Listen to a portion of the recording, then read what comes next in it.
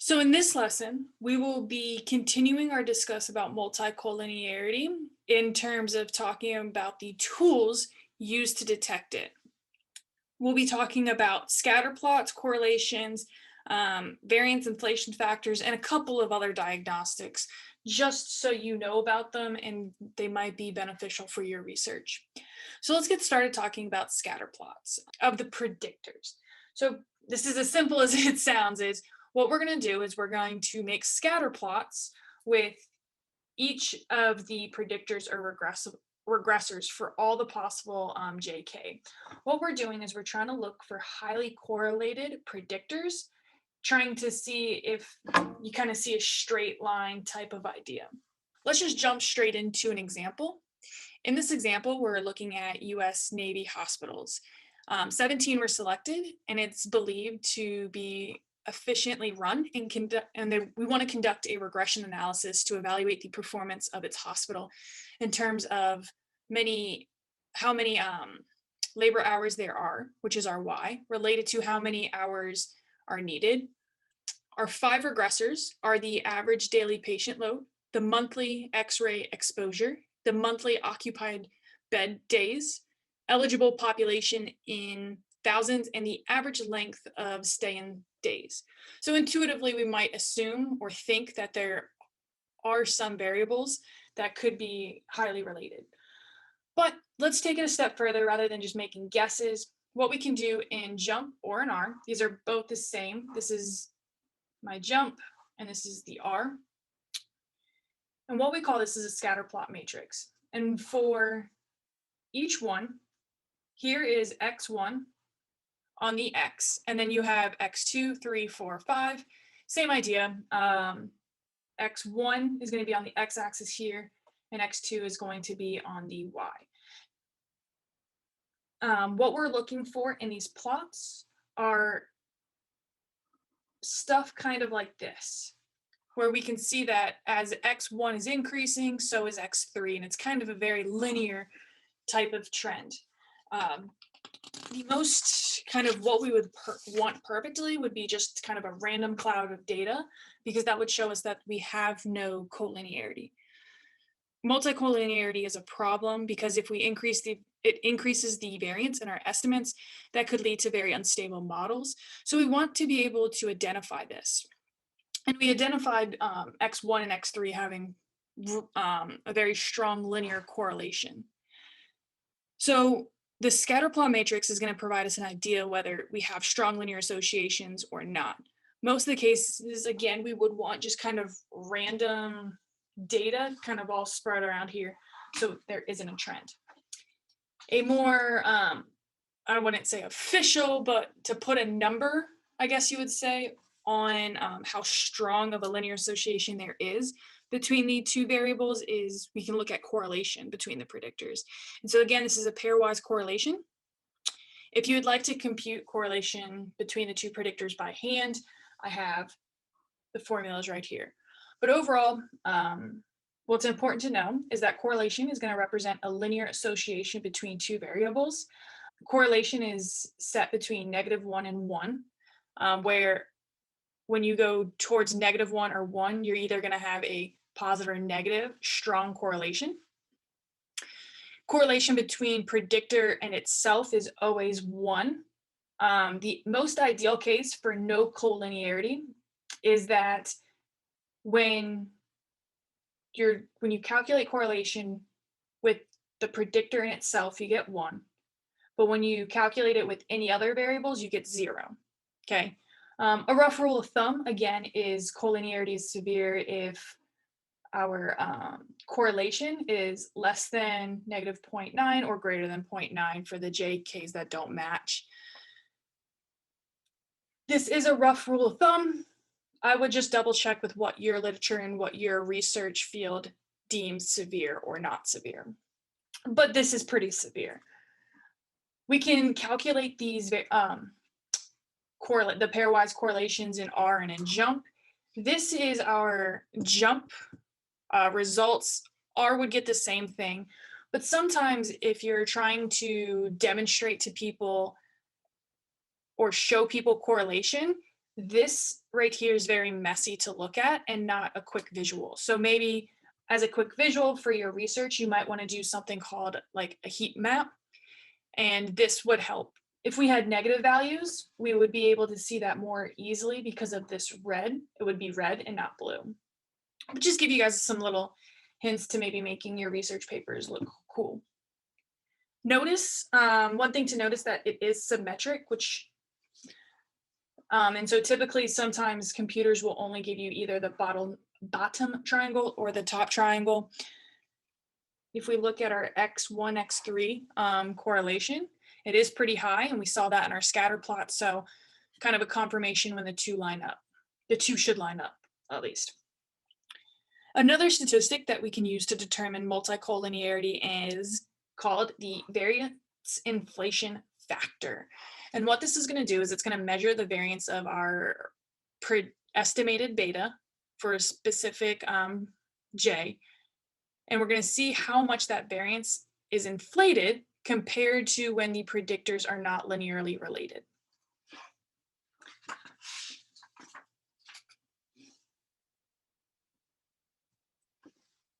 So it's computed for each of the predictors in the model. So every regressor variable is going to have a VIF.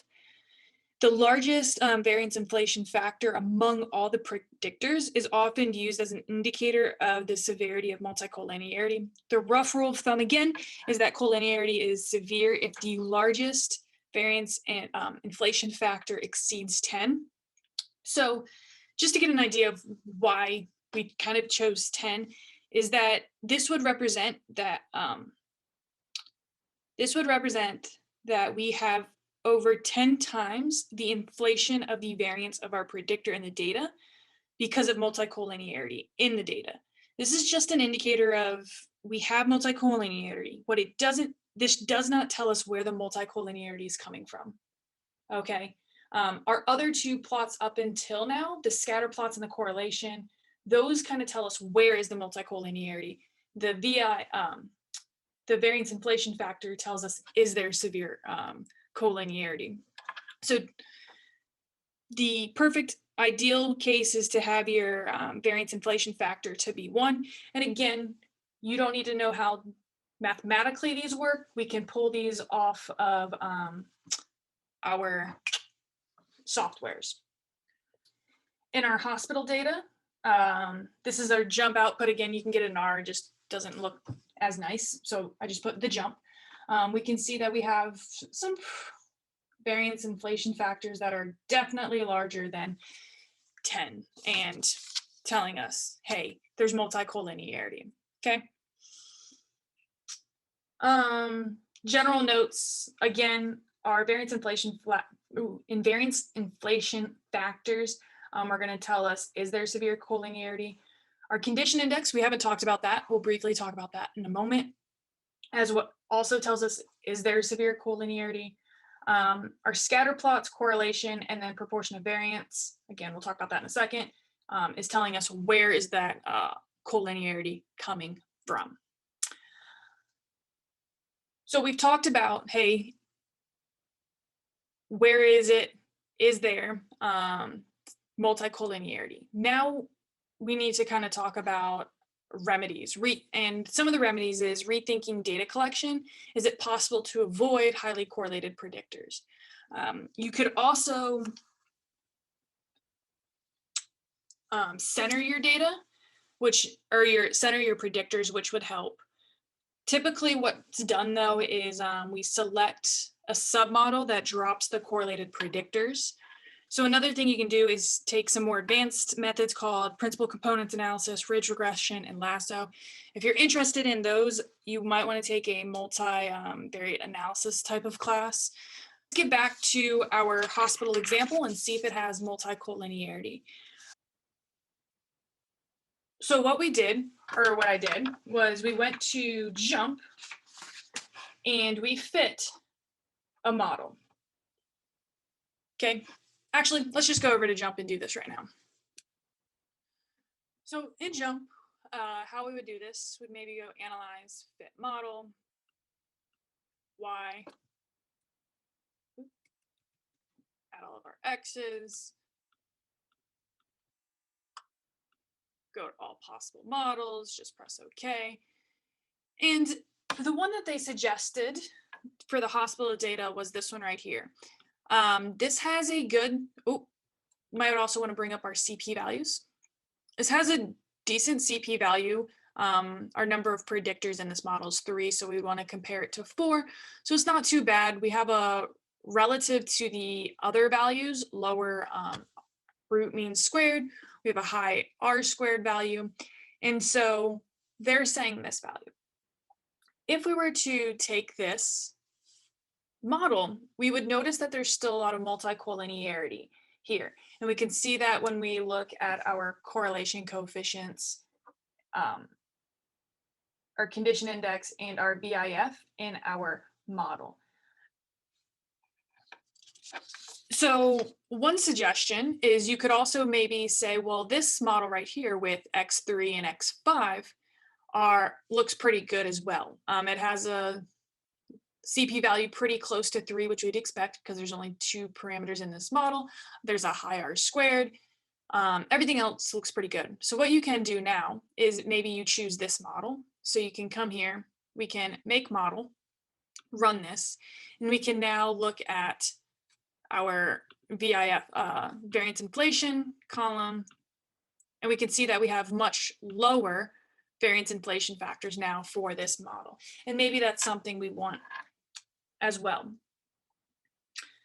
So this is what I mean by reducing your model. So your model is going to so our jump might output one model. In this case, it was suggested this one originally.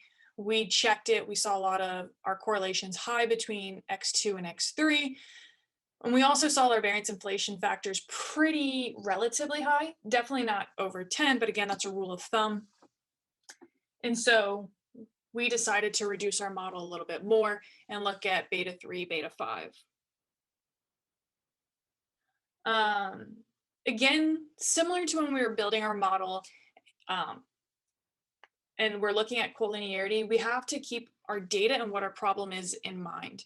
So thinking about that and kind of stepping through it slowly. And when you make decisions, make sure you're clear about why you make those decisions.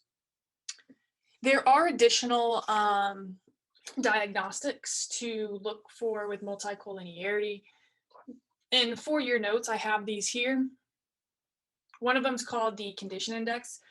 So in order to find your beta hats if you took the more linear model theoretical approach, you need to invert this matrix, the design matrix, X transpose X. And sometimes if there's collinearity, when you try to invert it, it can be singular. So you use this to help kind of identify that. Large indices are going to indicate that you can be singular and that multicollinearity could be severe. PCA, or principal component analysis, is another method which is pretty much going to take our data and use linear combinations and orthogonal to help reduce and get rid of this collinearity. There is a lot of literature on PCA. My 2 sentences definitely did not do it justice. If you're interested in this, definitely look it up. And then there's the proportion of variation, which looks at the variation of each predictors, divided into the proportion by the PC, which stands for principal components. So again, these are just some extra things that you can go look at if you are interested in for your research. With this ends our multiple linear regression notes. Next week or next lesson, we'll start talking about analysis of covariance.